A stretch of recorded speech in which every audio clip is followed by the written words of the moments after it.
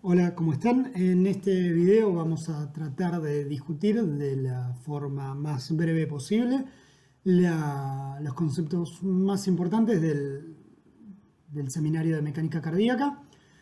Para ello vamos a discutir inicialmente el comportamiento del músculo cardíaco aislado, que no van a ver esto explícitamente en la guía, van directamente a evaluar el corazón como bomba. Pero en cualquiera de los dos casos, lo fundamental es discutir las ideas de precarga, poscarga y contractilidad. Vamos a empezar por el músculo cardíaco aislado porque algunas cuestiones son más fáciles de abordar cuando uno piensa este tipo de experimentos con fibras musculares en lugar de ir directamente al órgano entero. Así que bueno, arranquemos. Este es el primer preparado experimental con el que vamos a trabajar, o una representación de él. Lo que están viendo es una fibra muscular que está compuesta por varias células musculares organizadas espacialmente en forma paralela. Esta fibra tiene dos extremos. Uno de los extremos está unido a un transductor de fuerza. Imagínense lo que quieran respecto a esto, pero es algo capaz de traducir la fuerza que está desarrollando el músculo o a la que está sometido el músculo en un número que puede ser o almacenado en una computadora, o impreso en un papel, o representado en una curva, o todo eso. Lo que ven acá asomadito es un electrodo capaz de introducir una corriente a este músculo y por lo tanto estimularlo. Y el otro extremo del músculo está sujeto a una palanca que tiene un punto de apoyo y que por lo tanto puede bascular. Y en el extremo opuesto de la palanca está colgada una pesa, que puede adquirir diferentes nombres. En este caso le pusieron precarga, ya vamos a ver en qué contexto esto se llama precarga. La otra cosa que ven acá es este triangulito negro, es un retén, es decir que es como un stop, algo que evita que la palanca se mueva en alguna dirección y permite que se mueva en la otra porque no hay un stop del otro lado. Entonces estas son las cosas con las que vamos a trabajar, y lo que vamos a hacer es ver qué pasa a medida que uno juega con esto. De hecho pueden parar un segundo o más de un segundo el video acá y tratar de imaginarse qué harían ustedes con esto para empezar a responderse preguntas respecto a la mecánica del músculo y la biología del músculo en relación a su actividad contráctil. Preguntas del tipo: ¿cuál será la fuerza máxima que puede hacer este músculo? Y entonces diseñar algún experimento que me permita responder eso. ¿Cuál será, yo qué sé, el estiramiento máximo que pueda lograr este músculo? Y tratar de responderme eso. ¿Cuál será el acortamiento máximo? ¿Con qué velocidad lo hará? Yo qué sé, muchas de estas preguntas que estoy haciendo se me están ocurriendo al momento. Quizás ni siquiera sé la respuesta, pero digo, uno puede parar acá e imaginarse qué preguntas se podrían hacer y cuáles de esas preguntas se podrían responder con un preparado como este. Así que bueno, algunas de esas cosas son las que vamos a hacer en las diapositivas siguientes. Bien, el preparado que les mostré ahora lo vamos a usar para analizar las relaciones fuerza-longitud en un músculo. Lo que vamos a hacer es colocar pesas de magnitud creciente, que vamos a llamar pesa 1, pesa 2 y pesa 3, en este sistema, y ver cuánto se estira el músculo sin haberlo estimulado a medida que uno cuelga estas pesas. La curva que obtenemos es una curva como la que ven aquí abajo, y lo que pueden apreciar, la cosa más saliente que vemos, es que la relación fuerza-longitud no es constante, es decir que esto no está representado por una recta, y que por lo tanto la fuerza que voy a tener que hacer para, por ejemplo, estirar el músculo 1 centímetro no es la misma si parto de una longitud inicial de 1 centímetro o de 10. Es decir, para ir de 1 a 2 tenés que hacer cierta fuerza, pero para ir, por ejemplo, de 10 a 11 centímetros de longitud vas a tener que hacer una fuerza mayor. Desde luego que estas longitudes me las estoy inventando en este momento, ¿no? Pero bueno, funciona como ejemplo. Entonces, inicialmente hicieron esto con un músculo y obtuvieron esta curva. Lo que ven, como dijimos, es que esta relación entre fuerza y longitud no es constante, y que por lo tanto, para decirlo ya en términos más formales, la rigidez del músculo no es constante. El músculo es más rígido, es decir, la curva tiene mayor pendiente a longitudes mayores y es menos rígido a longitudes y menores. Imagínense que repiten el experimento con otro músculo de un animal que, por ejemplo, es obeso, hipertenso y fumador. Y el resultado que obtendrían posiblemente es un resultado como el que ven en la curva superior. Es decir, ahora si cuelgan otro músculo con otras características histológicas, verían que para obtener las mismas longitudes de reposo, ¿sí?, tendrían que poner pesas de valores mayores a los que tuvieron que poner con el primer músculo. ¿Qué implica esto? Que este segundo músculo es un músculo más rígido, menos distensible, ¿sí? Las definiciones formales de rigidez y de extensibilidad son estas cosas que puse acá. Básicamente la rigidez es la relación entre el cambio de fuerza y la variación de longitud, y la distensibilidad es la inversa de eso, es decir, la relación entre la variación de longitud y la variación de fuerza, o lo que es lo mismo, la inversa de la rigidez. Esto nos permite caracterizar el comportamiento pasivo del músculo, y para que esto no se les haga tan abstracto, tiene que ver en definitiva con, por ejemplo, procesos patológicos que ocurren ya sea durante el envejecimiento o en los pacientes con enfermedad coronaria, en los que el músculo cardíaco aumenta su rigidez y por lo tanto se altera el llenado ventricular, ya sea izquierdo o derecho. Repito esta diapositiva porque me daba fiaca grabar todo de nuevo, y esta cosa ya me está volviendo loco. Entre el encierro y la clase virtual bueno, si tuviera alguien al lado básicamente lo asesinaría. Pero bueno, repito esta diapositiva precisamente para no tener que hacer todo de nuevo, como les decía. Me olvidé de decirles que a esta pesa que fuimos colocando, a partir de ahora le vamos a llamar precarga.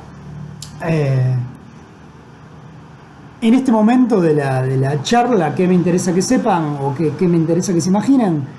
Que la precarga es una pesa, y que lo que hace especial a esta pesa, para que le hayamos puesto un nombre, es el hecho de que es la pesa que determina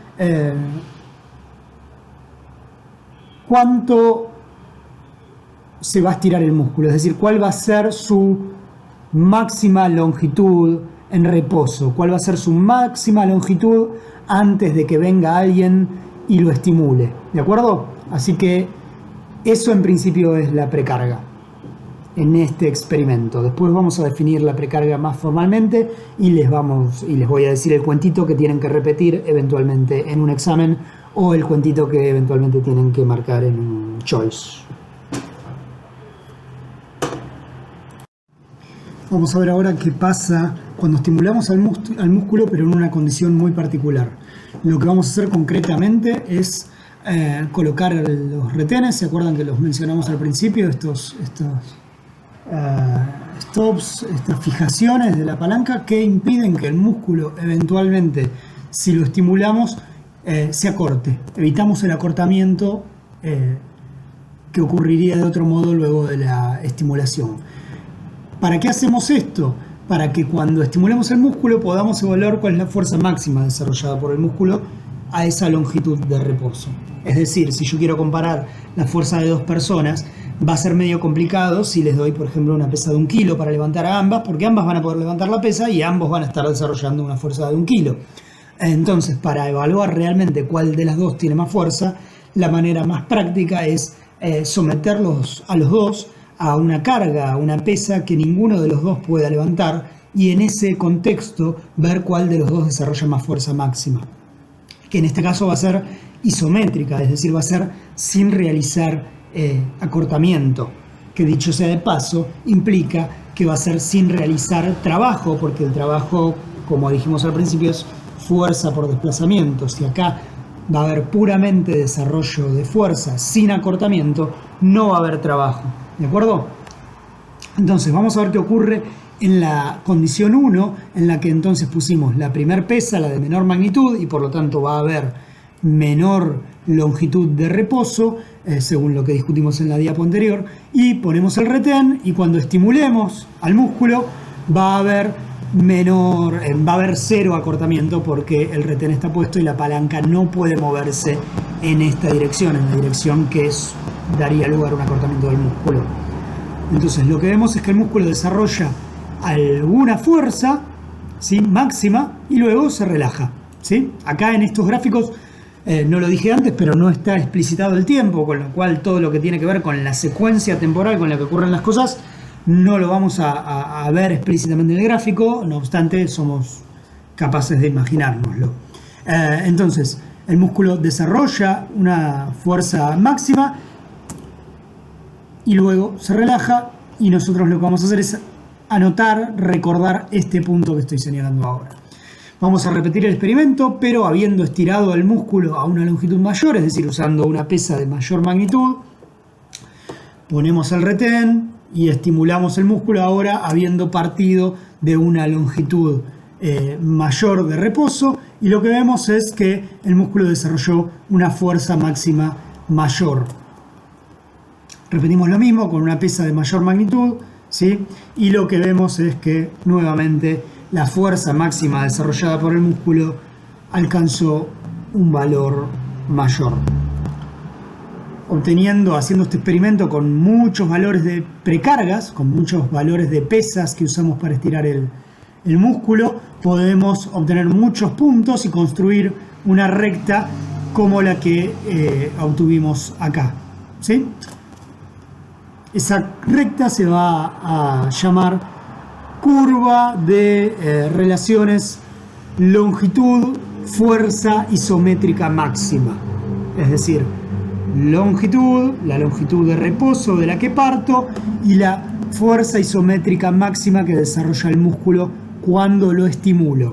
Insisto mucho en el tema de que esto es cuando lo estimulo experimentalmente, porque aquí el desarrollo de esta fuerza, ¿sí?, de la fuerza descripta por esta recta, de esta fuerza que obtengo luego de estimular al músculo, esa fuerza ahora sí tiene que ver con el aparato contráctil del músculo, sí tiene que ver con que haya llegado un estímulo, que se hayan abierto canales de calcio tipo L de la membrana, que haya entrado calcio desde el exterior celular, que ese calcio que entró desde el exterior celular haya sido estímulo para los receptores de rianodina, que esos receptores de rianodina se hayan abierto, que haya salido calcio del retículo sarcoplásmico, que el calcio que salió del retículo sarcoplásmico se una a troponina C, que el complejo troponina-tropomiosina se desplace del sitio de interacción entre actina y miosina, y que por lo tanto la actina y la miosina puedan interactuar y desarrollar fuerza.